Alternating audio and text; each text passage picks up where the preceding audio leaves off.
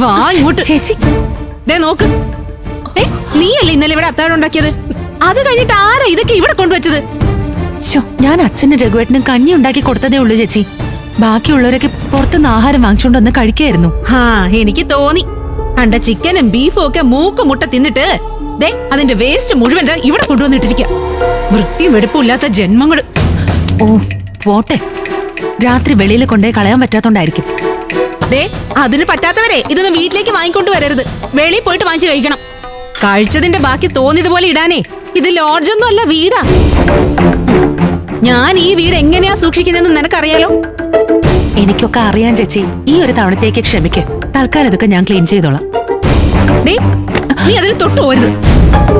രാവിലെ എഴുന്നേറ്റ് കുളിയും കഴിഞ്ഞിട്ടേ നീ തന്നെ കണ്ടവരുടെ വേസ്റ്റ് ഒക്കെ എടുക്കാൻ പോന്നേ. ഇതാരാണോ ഇവിടെ കൊണ്ടുവന്നിട്ടത് അവര് തന്നെ വന്ന് എടുത്ത് മാറ്റട്ടെ. അതെനിക്ക് അറിയാം. കാണിച്ചു തരാം. ചേച്ചി ചേച്ചി അമ്പിളി ചേച്ചി ചേച്ചി ചേച്ചി അവർ ഉറങ്ങാ. വെറുതെ വഴക്കുണ്ടാക്കല്ലേ. ചിരു ദേ.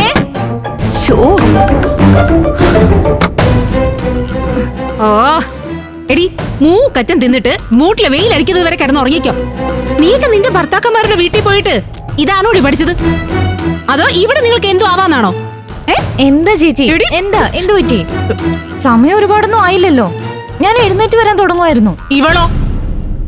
ഇവളെന്താ സുഖവാസ കേന്ദ്രത്തിൽ വന്നതാണോ? നീയൊരു ഗർഭിണിയാണെന്ന് വിചാരിക്കാം.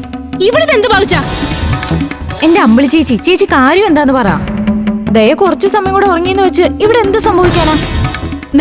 ഒന്നും സംഭവിക്കാനില്ലടി. നിങ്ങൾക്കൊക്കെ നിങ്ങളുടെ ഭർത്താവിന്റെ വീട് നന്നായാ മതിയല്ലോ. ഈ വീട് വൃത്തിയായിട്ട് നാറിയാലേ നിങ്ങൾക്ക് എന്താ?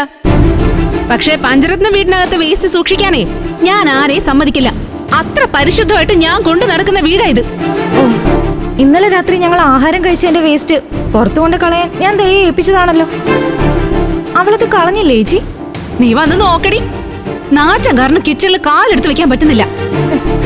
ഇവളെന്ത് പണിയായി കാണിച്ചേ? പോട്ടെ ചേച്ചി, ഞാൻ വന്നത് ക്ലീൻ ചെയ്യാം. ചേച്ചി വാ. നിക്ക്. നീ ദയെ കൂടെ വിളിക്ക് ചേരൂ. നിനക്ക് വയ്യാതിരിക്കുമ്പോ അവൾ അത് ചെയ്യണ്ടേ? അതിന് ദയ നല്ല ഉറക്കമല്ലേ ചേച്ചി? ഉറക്കത്തിൽ വിളിച്ച അവൾക്ക് ഇഷ്ടമാവില്ല. അവളുടെ ഇഷ്ടത്തിനല്ല ബാക്കിയുള്ളവര്. നീ പേടിച്ചാ മതി അവളെ. എനിക്ക് പേടിയില്ല. എടി എഴുന്നേൽക്കടി. ചേച്ചി നിങ്ങൾ വന്നേ. നിങ്ങൾ എന്തേ കാണിക്കുന്നേ? മനുഷ്യന് ഉറങ്ങാനും സമ്മതിക്കില്ലേ? എടി മതിയടി ഉറങ്ങിയത്. എഴുന്നേറ്റ് വന്ന് ഇന്നലെ കഴിച്ച ഫുഡിന്റെ വേസ്റ്റ് എടുത്തു വെച്ച് അടുക്കള ക്ലീൻ ചെയ്ത് വെക്ക്. എന്താ ചീരുചേച്ചി ഇതൊക്കെ? ഞാൻ മാത്രമാണോ ഇന്നലെ ഫുഡ് കഴിച്ച? എനിക്കിപ്പോ ഒന്നിനും വയ്യ. ഞാൻ കുറച്ചു നേരം കൂടെ ഒന്ന് ഉറങ്ങട്ടെ.